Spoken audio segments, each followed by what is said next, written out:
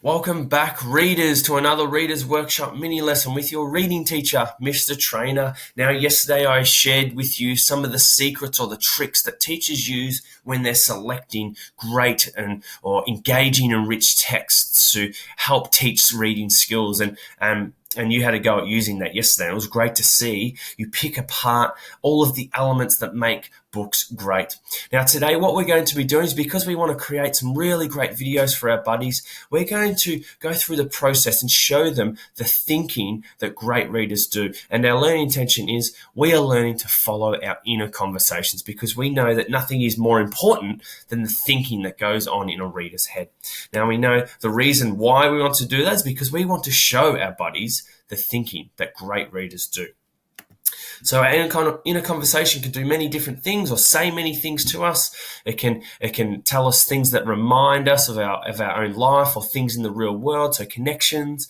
It can say wow when we learn things. We can make inferences and predictions. We can ask questions. We can have confusing parts, and we can use fix-up strategies to clear up those confusing parts.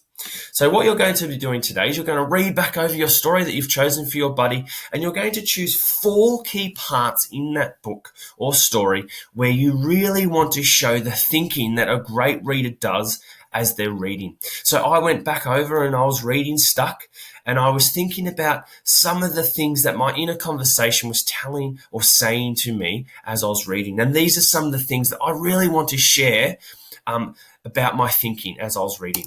So on the first page, I was instantly reminded of when I was back in my mum and dad's backyard kicking my footy, and it used to always get stuck in the tree. And I never wanted to tell my parents. I wanted to try and get it down myself. And I used to try and throw things up there as well. So the start of the story reminded me of that. On page 5, when Floyd's began getting all of his crazy things, he started with a cat, and I was starting to wonder, is Floyd the type of character who would throw a cat in the tree? So I was wondering, is this a turning point in Floyd's character development? And you know what? He was the type of person to throw a cat in the tree.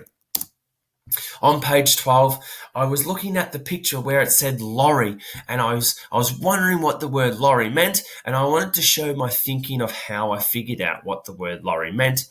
And I wrote, judging by the picture, I can tell that the word lorry meant a large truck.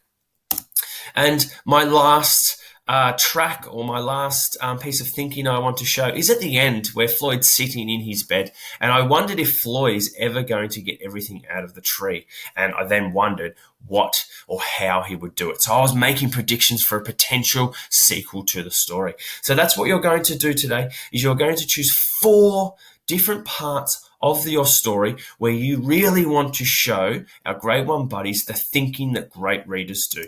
Here is your success criteria. So you'll know that you're successful when you've chosen 4 different spots within the story to share your thinking. And you can just complete the template that, like I have here, to show where you are going to stop and think aloud in your video. You can write the page numbers if you like. You could take a screenshot of where your particular piece of thinking is, just so long that when you create your video, you know when you're going to stop.